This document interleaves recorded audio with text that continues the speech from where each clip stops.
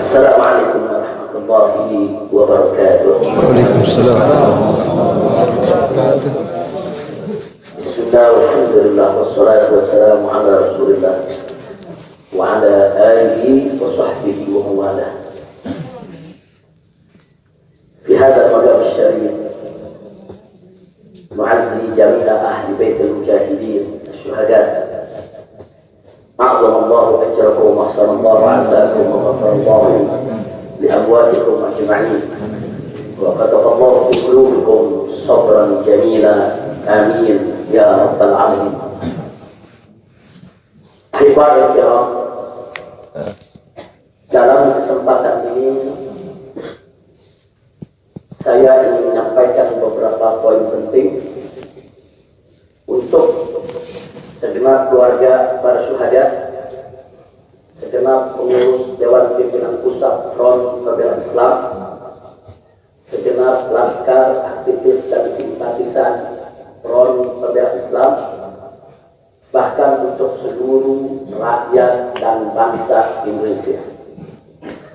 Yang pertama, bahwa keterangan pers secara resmi yang sudah dikeluarkan oleh Dewan Pimpinan Pusat Front Pembela Islam tentang kronologis penembakan yang terjadi isinya adalah benar.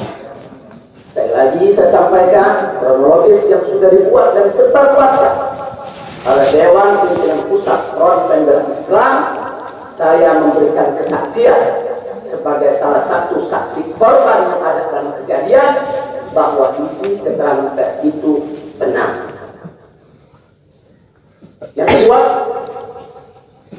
yang ingin saya sampaikan di sini bahwa pada saat kejadian tidak ada satupun di antara kami, baik saya dan keluarga maupun seluruh laskar pengawal yang begitu setia, yang mengira kalau yang melakukan pengejaran, mepet, mengganggu adalah dari kepolisian. Sama sekali kami tidak pernah menduga, kami tidak pernah mengira, apalagi kami menuduh. Yang kami tahu, mereka adalah orang-orang jahat yang ingin mencelakakan kami, dan jumlah mereka bukan 1, 2, 3 mobil. Banyak sekali mobil saling silih berganti, berupaya untuk maju ke depan, untuk bisa sampai ke mobil Habib Hanif yang persis ada di belakang saya, bahkan untuk bisa mencapai mobil saya yang ada di depan. Tapi dengan gagah luar biasa, para syuhada kita, laskar-laskar pengawal yang paling belakang ini, sudah ada 2 mobil, luar biasa. Mereka cerdas, mereka brilian, mereka berani. Mereka dengan begitu luar biasa mengendalikan situasi dan kondisi, sehingga para penjahat tadi tidak satupun yang berhasil untuk mencapai kami. Bukan bagaimana sigapnya mereka, cerdasnya mereka, pintarnya mereka, beraninya mereka tanpa senjata. Itu kedua yang ingin saya sampaikan. Dan poin ketiga, bahwa tuduhan kalau pengawal-pengawal kami dipersenjatai adalah fitnah besar, bohong besar, sehingga ada satupun pengawal kami yang dipersenjatai, karena kami tidak pernah mengira sekali lagi kalau kami akan diperlakukan seperti itu. Pengawal-pengawal ini pengawal standar keluarga biasa, pengawal standar keluarga biasa. Saya ada 4 mobil, semua isinya keluarga, anak, mantu, saudara, cucu kami semua ikut.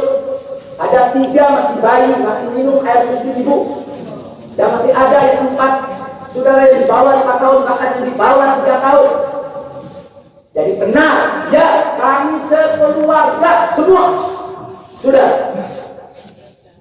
Nah, jadi yang ingin saya sampaikan di sini adalah para laskar ini mengawal, tugas mereka mengawal, bukan untuk mengganggu siapapun.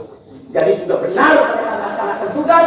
Ketika begitu banyak mobil ingin menyalip, ingin membahayakan kami, mereka melakukan tugas dengan sangat cantik. Mereka tidak mencelakai orang dengan sangat cantik. mengusir satu persatu mobil-mobil tersebut sehingga tidak berhasil masuk ke dalam rombongan. Dan subhanallah, ya Allah, yang keempat yang ingin saya sampaikan di sini, dengan takdir Allah, laulahu, tanpa mereka ingin para syuhada, mungkin kami sudah digiring ke medan pembantaian yang mereka rencanakan. Allah mentakdirkan sesuai dengan kehendak Allah Subhanahu wa taala. Demi Allah, saya dan keluarga siap setiap saat untuk menghadapi mati syahid, ya Allah. Mundur serangkah pun juga tidak akan pernah takut untuk menghadapi segala ancaman dan teror. Begitu saya sampaikan sekali lagi, 6 laskar yang mati syahid ini, mereka laskar yang luar biasa, mereka laskar yang setia. Bahkan Anda bisa dengarkan dalam rekaman-rekaman yang tersebar, yang viral di mana-mana, ya Allah, bagaimana mereka tertawa, saudara senang begitu melihat saya dan keluarga semua sudah terbebas dari penjara. Begitu mereka melihat saya dan keluarga semua sudah berhasil meluncur keluar dari penjara, mereka senang. Padahal sebentar lagi mereka akan dibantai, mereka digiring ke medan pembantaian. Dan sampai saat itu kami tidak pernah tahu kalau mereka yang melakukan pembantaian adalah pihak kepolisian. Kami tidak pernah tahu, kami tidak pernah sudut, kami tidak pernah menuduh. Bahkan dalam keterangan pers Dewan Pimpinan Pusat Front Pembela Islam masih dicantumkan orang tidak dikenal. Karena kami tidak berani menuduh siapapun tanpa bukti, kami tidak berani menuduh siapapun tanpa saksi. Itu ajaran besar. Tidak boleh kita menuduh siapapun tanpa bukti dan saksi, ya Allah. Tapi subhanallah, tatkala dari pagi sampai siang kami kerahkan laskar-laskar Kerawang dipimpin oleh pimpinannya masuk ke setiap rumah sakit di wilayah Kerawang, masuk ke setiap kantor polisi, saudara, di Kerawang, menyapu bersih itu jalan tol, saudara, setiap rest area didatangi semua dalam rangka untuk mencari para syuhada ini. Di mana mereka? Di mana mereka? Tapi subhanallah, akhirnya Allah buka mulut yang membantai, saudara. Allah buka mulut mereka. Allah buka mulut mereka, saudara. Tak bisa mereka sembunyikan, saudara. Allah Maha Kuat, Allah Maha Besar, Allah Maha Kuasa. Allah buka siang itu Kapolda Metro Jaya mengaku, ya Allah. Kalau para penyerang, para penyergap, para penyumbang, saudara, yang kami semua juga mereka bajingan penjahat, saudara, yang ingin mencelakai kami, ternyata diakui sebagai bagian daripada penyelidikan, bagian daripada penyidikan Polda Metro Jaya. Bukan kami yang menuduh, mereka yang mengaku, ya Tuhan. Kalau mereka menutup mulut, tidak pernah mengaku, sampai kapanpun kami tidak akan pernah tahu, ya Tuhan. Subhanallah, Allah, hanya hitungan jam, saudara, Allah buka mulut mereka. Padahal bukannya kalau mereka tutup seumur hidup pun kami tidak tahu, ya Tuhan. Tapi Allah Maha tahu, Allah Maha berkehendak. Allah buka mulut mereka, saudara. Allah buka pengakuan mereka, saudara, sehingga sekarang menjadi terang benderang siapa para pelaku penjahat itu, saudara. Ini poin-poin penting yang ingin saya sampaikan. Dan semalam, saudara, kita sudah membentuk tim untuk memeriksa secara utuh bagaimana kondisi daripada 6 jenazah syuhada kita. Saya sudah mendapatkan laporannya secara lengkap. Nanti pada saat yang tepat akan kita adakan siaran pers secara nasional, dan saya sampaikan kepada semua, seluruh bangsa dan rakyat Indonesia, kami akan menempuh jalur hukum secara prosedur. Kami akan kejar siapapun yang terlibat dalam pembantaian ini. Kami tidak akan biarkan mereka tidur tenang.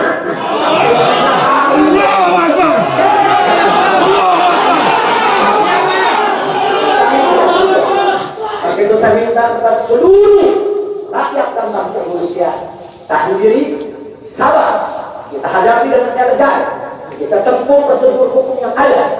Karena kalau prosedur hukum ini ditempuh dengan baik, insya Allah semua akan terbongkar. Siapa yang melakukan pembantaian di medan lapangan, sampai siapa yang menjadi otak, saudara, yang mengatur ini semua akan terungkap. Tapi kalau Anda emosi, kalau Anda berjuang sendiri-sendiri, maka ini akan terkubur, tidak akan pernah terungkap, ya Tuhan. Maka itu saya minta sekali lagi, sabar, sabar. Ada saatnya, ya Tuhan. Ada saatnya kita akan melakukan perlawanan.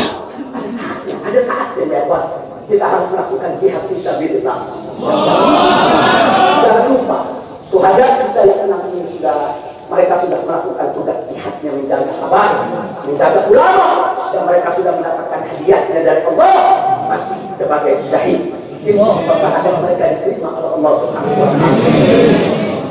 Dan sengaja memang kami meminta bantuan dari keluarga masing-masing untuk bisa mereka dimakamkan di pondok pesantren ataupun ulama As-Saleh ini. Akan tapi salah satu daripada syuhada kita atas permintaan keluarga mereka, ibundanya yang begitu cinta kepada sang anak ya Tuhan, dibawa ke rumahnya dan dikubur di rumahnya. Jadi sekali lagi mudah-mudahan semua syuhadanya menanggung diterima. Saya tidak ingin berpanjang lebar lagi, tapi sekali lagi bahwa DPP FPI sudah berkomitmen dengan seluruh ormas-ormas Islam yang ada di awal. Anda bisa lihat bagaimana ormas-ormas Islam sudah memberikan pernyataan sikap dan berbagai kalangan, di mana kita kompak semua satu kata bahwa harus membentuk tim pencari fakta independen yang melibatkan semua elemen, yang melibatkan Komnas HAM, Amnesty Internasional. Bahkan kami minta juga Komnas HAM anak untuk ikut berbuat, karena di dalam kejadian itu ada yaitu 3 bayi dan masih ada lagi yaitu 4 balita ditambah 1 lagi balita dan salah seorang anak kerabat kami ya Pak. Jadi pada kejadian itu tidak kurang dari 12 wanita, 3 bayi dan 6 balita yang masih berada di bawah usia 5 tahun. Komnas HAM anak tidak boleh dibiarkan, karena pada saat kejadian itu ada bayi-bayi yang ketakutan karena mobil itu meluncur tidak wajar, tidak semestinya. Dalam goncangan mobil tersebut, bayi-bayi itu menangis, ibu-ibu itu menangis, mereka terteror, terintimidasi, mereka bukan tidak takut, ini satu teror yang luar biasa. Nah, karena itu sekali lagi Komnas HAM perempuan, Komnas HAM anak, mereka semua harus ikut terlibat. Tidak boleh ketidakadilan, tidak boleh kebolehan semacam ini dibiarkan terjadi di negara Kesatuan Republik Indonesia. Kalau hari ini kejadian sadis brutal seperti ini bisa menimpa saya dan keluarga, bisa menimpa 6 syuhada ini ya Tuhan, maka kalau dibiarkan besok akan bisa menimpa siapa saja warga negara Indonesia di negeri ini. Maka itu saya ajak semua elemen bangsa ini, dari mulai presidennya, DPR-nya, dan seluruh institusi kenegaraan terlibat, yaitu secara bersama-sama untuk mengungkap fakta yang sebenarnya apa yang terjadi di balik semua ini. Itu saja yang bisa saya sampaikan. Sekali lagi ya Tuhan, malam itu saya dan keluarga keluar lewat dari jam 10 malam. Kenapa kami lewat dari 10 malam? Karena kami pikir kalau keluar jam 7 atau bakal maghrib banyak krodit macet di jalan ya Tuhan. Nah, lewat dari jam 10 supaya jalan agak senggang. Nah, kami harap sekitar jam 12 atau lewat kami sudah sampai di tujuan. Tujuan kami suatu tempat peristirahatan yang memang cocok buat kesehatan. Kami sedang membutuhkan sedikit waktu lagi untuk memulihkan yaitu tenaga kami, kesehatan kami.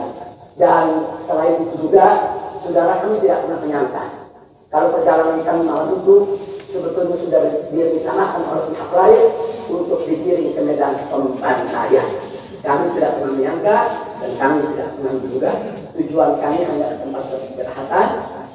Sehingga kalau jam 12 atau setengah 1 kami sudah sampai, kami beristirahat dan sungguh kami punya pengajian keluarga, baca Al-Quran, baca hadis, baca zikir, hanya khusus untuk keluarga kecil kami saja, untuk anak, menantu, cucu, dan untuk sister yang menemani cucu-cucu kami, itu juga untuk beberapa anggota kerabat kami.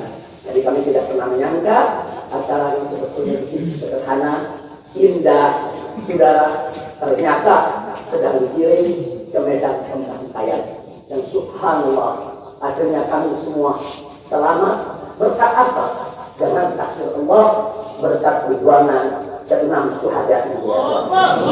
Tanpa perjuangan ke-6 syuhada ini, mungkin kami saat ini tidak bertemu Anda lagi di sini. Maka itu saya sampaikan sekali lagi kepada keluarga para syuhada, keluarga para syuhada, Anda semuanya harus bersabar kepada Allah Subhanahu wa Ta'ala, ridho kepada keputusan Allah, dan jangan khawatir, keluarga Anda yang kembali kepada Allah ini mati sebagai syahid, Allah akan masukkan mereka ke dalam surganya. Allah akan berikan kepada mereka kelak syafaat untuk menolong seluruh anggota keluarga, bisa dimasukkan ke dalam surga. Itu saja yang saya sampaikan. Kita jangan menunda lagi. langsung kita laksanakan sholat jenazah saat ini sudah untuk 6 syuhada. Silakan anggota keluarga di sok pertama ini kan Ustaz Bakhtiar selamat datang. Silakan Dr. Haikal Hasan semua yang ada di sini. Silakan di sok pertama keluarga semua ya